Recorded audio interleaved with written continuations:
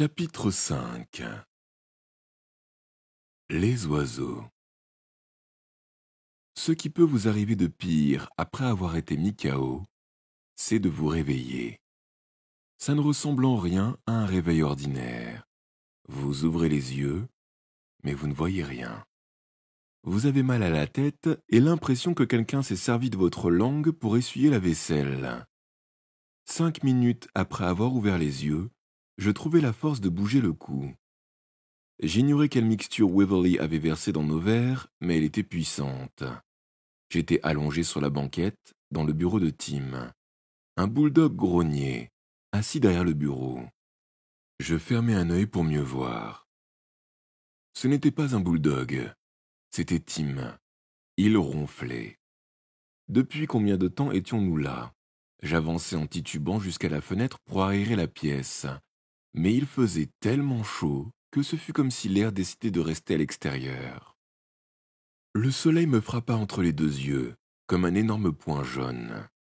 Je fis claquer bruyamment ma langue et parvins à convaincre une bouffée d'air de s'infiltrer dans mes poumons. Ça sentait le pot d'échappement. Un gémissement douloureux s'éleva derrière moi. Tim commençait à se réveiller. Je collai ma montre sur mon œil. 4h30. En supposant que nous étions le même jour, nous avions perdu connaissance pendant 6 heures. Je décidai de prendre un bain froid et je me sentis aussitôt beaucoup mieux. Allongé dans la baignoire, avec de l'eau jusqu'au menton et les canards en plastique de Tim tournant sous mon nez, je commençais à réaliser ce qui nous était arrivé et pourquoi. Pendant ce temps, Tim, qui avait tout juste recouvré ses esprits, nous préparait du thé. 2 ou 3 tasses après, nous étions redevenus plus ou moins normaux. Waverly nous a caché quelque chose, dis-je. Quoi? Je ne sais pas, mais ça concerne Boris Kuzenov. Comment Waverly a-t-il appris que Sharon voulait l'assassiner? Et pourquoi est-ce si important que l'assassinat n'ait pas lieu en Angleterre? Ce serait mauvais pour le tourisme. Tim se versa une autre tasse de thé. Il devait réfléchir intensément car il ne voyait pas que la théière était vide. J'ai rêvé ou bien Waverly a-t-il vraiment dit que j'étais une célébrité parmi les détectives privés de Londres? Demanda mon frère. Tu as dû rêver. Il m'a offert un travail. Espion, agent des services secrets. Je secouai la tête. Je ne voulais pas décevoir mon frère, mais il valait mieux qu'il soit au courant. Tu n'es pas un espion, Tim. Tu es une cible. Que veux-tu dire? S'exclama-t-il en se levant d'un bond. Quand Sharon apprendra que tu travailles pour les services secrets, il viendra te descendre, ou te poignarder, ou encore te harponner. C'est ce que cherche Waverly. Pourquoi? Il ne m'aime pas? En lançant Sharon à ta recherche, il le détourne de Kuzenov et s'offre une chance de le coincer. Tu veux dire que... il se sert de moi? Exactement. De mon cadavre? Oui. Tim s'assit de nouveau derrière son bureau, se releva, se rassit. À force de le regarder, j'attrapai le torticolis. Finalement, il fit un tour complet sur son fauteuil pivotant et je compris qu'il était vraiment furieux. « Comment ose-t-il » s'écria-t-il d'une voix cassée. « Très bien, puisque c'est ainsi, je vais lui montrer. »« Que vas-tu faire, Tim ?»« Ce bonhomme m'a kidnappé, drogué, et maintenant il cherche à me faire tuer. Que crois-tu que je vais faire? Prévenir la police ?» « Snape » dis-je en grimaçant. « Tu es sûr que c'est une bonne idée, Tim ?» Il ne voulut pas en démordre. C'est ainsi que, le jour même où nous avions été relâchés de prison, je me retrouvai en compagnie de mon frère devant la porte du commissariat. Le sergent de garde n'était guère enchanté de nous voir. Il ronchonna pendant qu'un agent allait chercher l'inspecteur-chef. Snape arriva, escorté de Boyle. « Je ne peux pas le croire !» s'exclama Snape, abasourdi. « Mais, inspecteur, je ne vous ai encore rien dit !» lui fit remarquer Tim.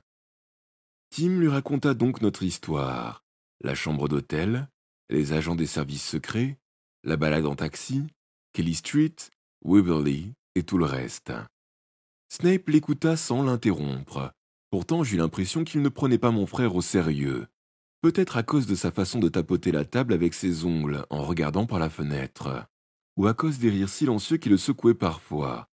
Pendant ce temps, adossé au mur, Boyle nous surveillait d'un air goguenard. « C'est tout ?» s'enquit Snape quand Tim eut terminé. « Vous croyez vraiment que je vais avaler ça ?»« Mais c'est la vérité !»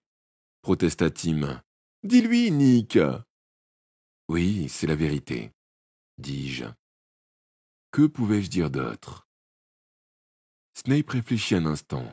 « Très bien, » murmura-t-il enfin. « Allons jeter un coup d'œil au 17 de la rue Kelly.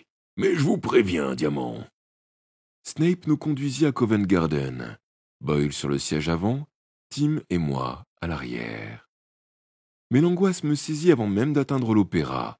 Pourquoi Waverley avait-il pris la peine de nous droguer, alors qu'il aurait très bien pu nous montrer la sortie? J'avais le pressentiment que la réponse à cette question nous réservait une mauvaise surprise. Snape arrêta la voiture au début de la rue. Il nous restait une 50aine de mètres à faire, mais vu la façon dont Snape conduisait, nous aurions plus vite fait à pied qu'en voiture. 11, 13, 15... Je décomptais les numéros des immeubles. Je reconnaissais très bien les lieux. Enfin, nous arrivâmes devant le numéro 17. Il n'existait plus. Ou plutôt, il y avait quelque chose qui ne se trouvait pas là lors de notre première visite. J'admets que c'est confus, mais la situation aussi l'était. À la place de la vitrine vide, du sol nu et poussiéreux, se trouvait une jolie boutique qui paraissait être là depuis des années. Au-dessus de la porte, une ancienne en bois indiquée « Oiseau Bodega ». Ce n'était pas une rôtisserie. Les volailles, on les entendait piailler de la rue.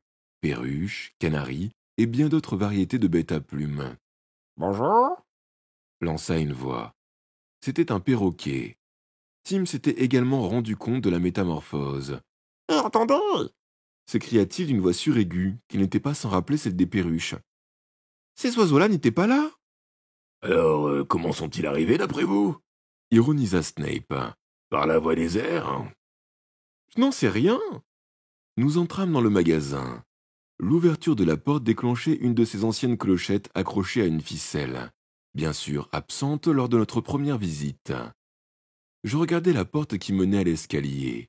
Elle, au moins, était toujours à sa place, mais on devait passer devant toute une rangée de canaris pour l'atteindre. Il y avait les oiseaux partout. Ils sifflaient, chantaient et se balançaient sur des perchoirs. Le fond du magasin était couvert d'étagères contenant de la nourriture pour oiseaux, des jouets pour oiseaux, des baignoires pour oiseaux, tout ce dont vous auriez besoin si vous deveniez un oiseau. Et tous ces articles n'étaient pas récents. Visiblement, ils dataient de quelques années. « Ce n'est pas la bonne adresse !» s'exclama Tim. « Pourtant, c'est bien le numéro 17 !» grogna Snape. « Vous désirez ?» s'enquit une voix. C'était une vieille dame vêtue d'un gilet rose vif et d'un chemisier blanc.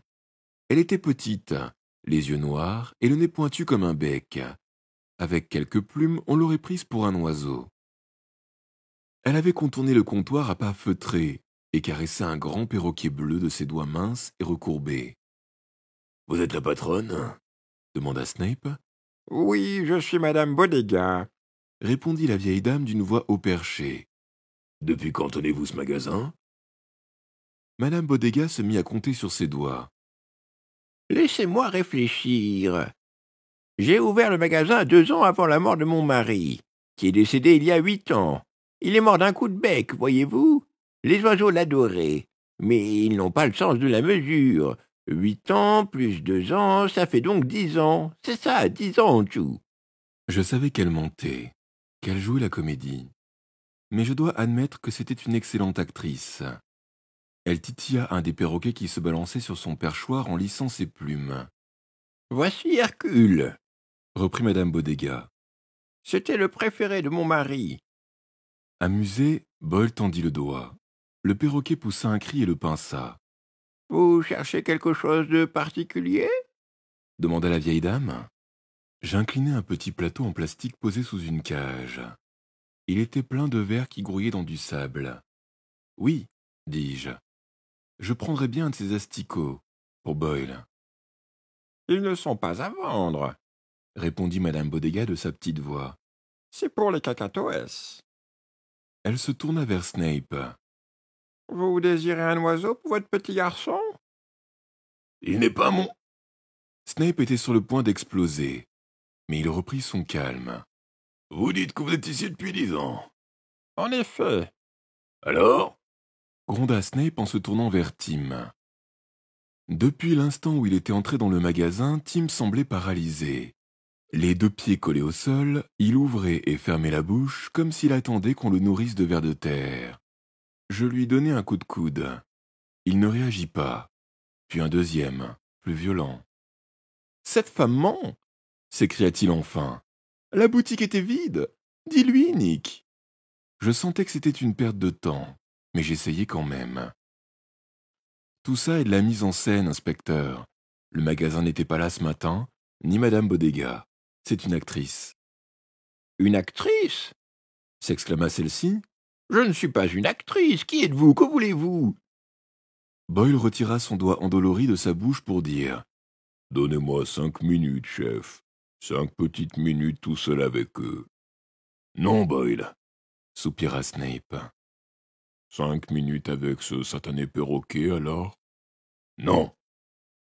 Snape ferma les yeux. Tim ne savait plus où il en était. Madame Bodega nous observait, l'air sincèrement indigné. « Très bien, grogna Snape. « Dites-moi où ces supposés agents vous ont conduit. »« En haut !» répondit Tim. « Il n'y a rien là-haut, » objecta Madame Bodega. « Personne n'y est monté depuis des années. »« Il y a un escalier, insista Tim. Je vais vous montrer. » Mon frère paraissait s'être un peu repris. Il contourna prudemment le perroquet et passa devant la rangée de canaris pour atteindre la porte. « Arrêtez !» piailla Madame Bodega de sa voix suraiguë. « Vous n'avez pas le droit d'entrer là. » Tim eut un sourire triomphant et ouvrit la porte. Il fit 2 pas avant de réaliser ce que j'avais vu du premier coup d'œil. Il n'y avait plus d'escalier. La porte donnait sur un placard. Tim entra en collision avec tout un assortiment de seaux et de balais. Une étagère céda sous le choc et une cargaison de graines dégringola, l'inondant d'une douche blanche et dorée. Il s'effondra sous l'avalanche. Puis tout s'immobilisa. Il ne restait plus qu'une petite montagne de graines amoncelées sur le sol, dont sortaient 2 jambes. La montagne s'ébranla, se creusa. La tête de Tim surgit, il toussa. Des graines roulèrent de ses oreilles. Snape en avait déjà assez vu. « Donc, les 2 agents vous ont emmené dans un placard à balai, c'est bien ça ?» grinça-t-il d'une voix menaçante. « Eh bien maintenant, vous pouvez aller vous brosser. »« Inspecteur, écoutez-moi !» Trop tard. Snape saisit Tim par le col, et Boyle abattit sa grosse main sur mon épaule. Une seconde après, mes pieds quittaient le sol. Tout autour de nous, les oiseaux piaillaient, criaient, sifflaient, battaient des ailes. On eût dit qu'ils se moquaient de nous, mais eux, peut-être, savaient. En tout cas, ils ne seraient pas les seuls à passer la nuit en cage.